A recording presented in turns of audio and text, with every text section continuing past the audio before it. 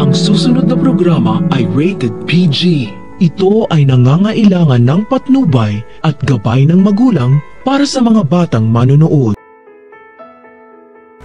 Sa wakas, lumabas na rin ang tunay na kulay ni Eric at Justin dahil umuwi pala sila ng Pilipinas, hindi dahil kay Lolo Pepe kundi pabagsakin ang Apex Hospital ng mga tanyag.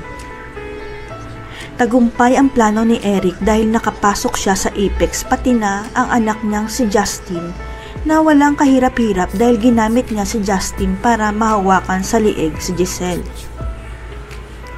Pati si Doc RJ laking gulat nang binigay ni Giselle kay Eric ang isa sa pinakamataas na posisyon sa Apex dahil si Eric na ang bagong Vice President of Finance ng ospital nila. Naging interesado si Eric sa posisyon sapagkat nalaman nila ni Justin na ang Apex Hospital na lang ang tanging kumikita sa lahat ng mga negosyo ng pamilya Tanyag. Kaya sa oras na magtagumpay si Eric at Justin sa masama nilang plano, siguradong pupulutin sa kangkungan ang pamilya Tanyag dahil sa maling desisyon ni Giselle. Ang hindi alam ni Giselle at Doc RJ, binibilog lang ni Eric at Justin ang mga ulo nila sapagkat hindi pala tunay na tanyag si Justin at si Eric ang may utak ng lahat. Tanging si Lolo Pepe at Kinito na lang ang nakakaalam na peke ang DNA test result ni Justin at Giselle dahil pineke pala ni Eric ang DNA test para mag-match si Justin kay Giselle. Sa kasamaang palad na sa ICU pa si Lolo Pepe at hindi pa niya mabubunyag kay Giselle na hindi niya pala tunay na anak at kadugo ang ipinakilala sa kanya ng ex niyang si Eric.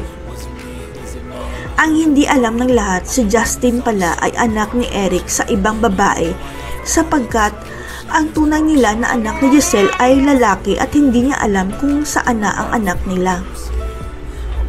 Hindi matanggap ni Eric na iniwan siya noon ni Giselle at inabandona pa ang anak nila sa Amerika at huli na niya nang malaman na si Lolo Pepe pala ang tunay na dahilan ng pag-iwan sa kanya.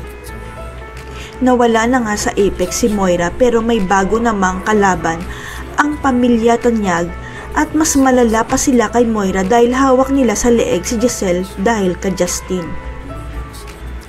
Pero hindi magtatagumpay ang kasamaan dahil magigising na si Lolo Pepe sa ICU at babalik na ng Pilipinas si Kinito para ilantad ang kasamaan ni Eric at ni Justin. Sa pag-alis ni Doc RJ at Annalyn papuntang Japan, tanging si Giselle ang may iwan sa Apex at biglang tumigil ang kanyang mundo nang buksan ni Lolo Pepe ang kanyang mga mata. Hindi na nagpaligoy-ligoy pa si Lolo Pepe at sinabi kay Giselle na hindi mo tunay na anak ang kasamang babae ni Eric dahil lalaki talaga ang tunay mong anak.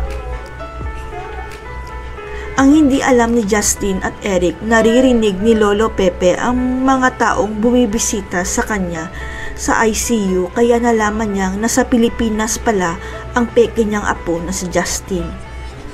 Magtagumpay kaya si Eric at Justin sa plano nilang pabagsakin ang Apex. Si Giselle kaya mismo ang magpapalayas kay Justin dahil bistado na ang plano nila. Abangan.